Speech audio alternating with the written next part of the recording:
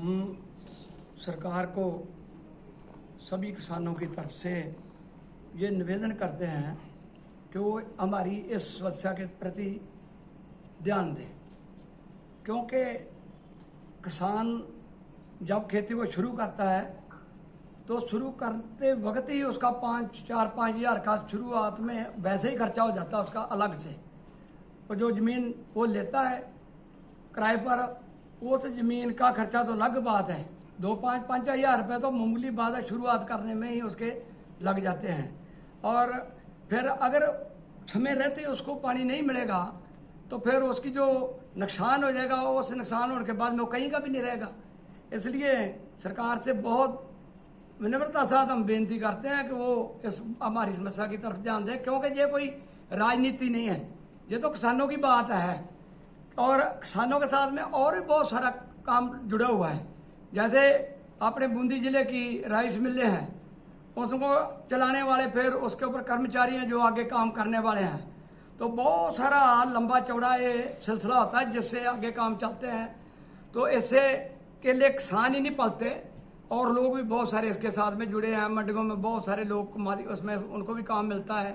तो ये किसानों की समस्या भी है और उन लोगों की समस्या भी है।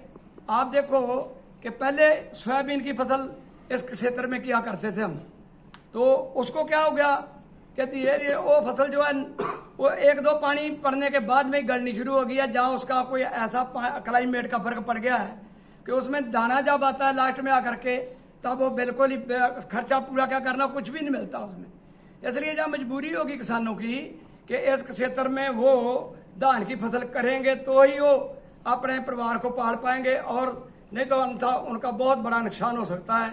इसलिए इस तरफ पूरे ध्यान से ये काम किया जाए। सब जनप्रतिनिधियों को, सरकार को हम निवेदन करते हैं कि वो हमारी इस समस्या के तरफ ध्यान दे, क्योंकि नीचे वाला जो पानी है वो सभी खेतों में कारगर नहीं हो रहा।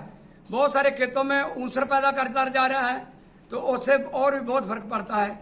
नहरी पानी से जमीन की जो उपजाऊ शक्ति है बढ़ती है, उत्पादन भी बहुत बढ़ता है, तो उससे बहुत ज़्यादा जमीन की भी जो उपजाऊ शक्ति बनी रहेगी। और ऐसे ही अगर धरती का पानी निकाल के उससे हम लगातार काम करेंगे तो वो खेती भी एक दिन वो जवाब दे जाएगी। एक नशेड़ी जैसी बात हो जाएगी।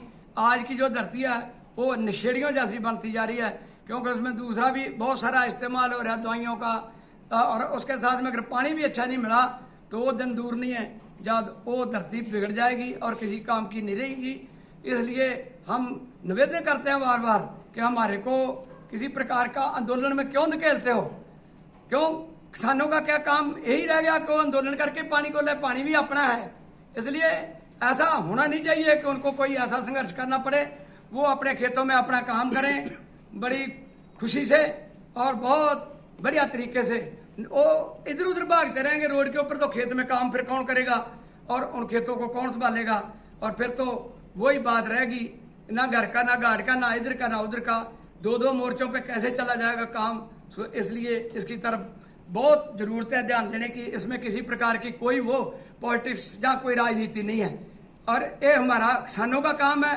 और हम किसान ये भी बेनती करते हैं कि जो सीएडी है उनका थोड़ा अपना भी उनको थोड़ी मेहनत करनी पड़ती है।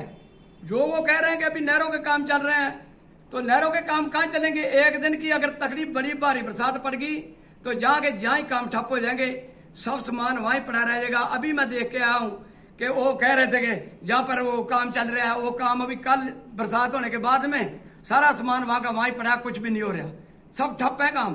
अब कोई काम नहीं चल पाएगा, कोई काम चला ही नहीं सकता। नहर पे कैसे चलेगा, घड़ी घड़ी में अगर छांटा आएगा तो उससे वो सीमेंट कैसे ठहरेगा। और पहले ही वो जो काम हो रहे हैं इतने ज्यादा बढ़िया नहीं हो रहे, फिर इसमें कहेंगे कि पॉलिटिक्स करते हो। पॉलिटिक्स नहीं है, वो काम बहुत बुरे हो रहे हैं। नहरों में जो काम हो रहा है बिल्कुल घटिया किस्म का हो रहा है। उसका सीमेंट भी ऐसा है, कहीं से पुराना सीमेंट पड़ा हुआ है पता नहीं कहाँ से, उसमें इतने बड़े ढेकड़ बने हुए हैं, वो सीमेंट लग रहा है, कोई उसकी तराई नहीं करता। जो उसके ऊपर चौके लगाए हैं वो मेरी निगाह में ज्यादा से ज्यादा 1-2 महीने बाद में आपको सब इधर उधर फैले पाएंगे। ऐसे ही दौरों का है, ऐसे ही सब कुछ है। वो तो खाली एक फॉर्मेलिटियां पूरी हो रही है, कुछ भी नहीं है। उसका किसान को कोई फायदा नहीं होने वाला, और सुनाई भी कोई नहीं है। तो अगर बात करते तो कहते क्या बिगाड़ दोगे। अभी क्या उत्पादन हो रहा है और आप क्या नहरी पानी से क्या फायदा? नहरी पानी से अगर उत्पादन अगर अच्छी तरीके से किया जाए तो तकरीबन 8 क्विंटल मिनिमम जो है वो पुग जाता है। अगर नहरी पानी नहीं हो, बोरिंग का पानी और ट्यूबवेल का, तो उसे 4.5 क्विंटल के लगभग ही सिमट जाता है, तो उत्पादन आधा रह जाता है। तो आधे उत्पादन में तो आपको पता है वैरायटी भी नहीं बनती, उसकी कोई क्वालिटी नहीं बनती, आगे भी जब मंडी में जाएंगे तो वहाँ और जेब कट जाएगी।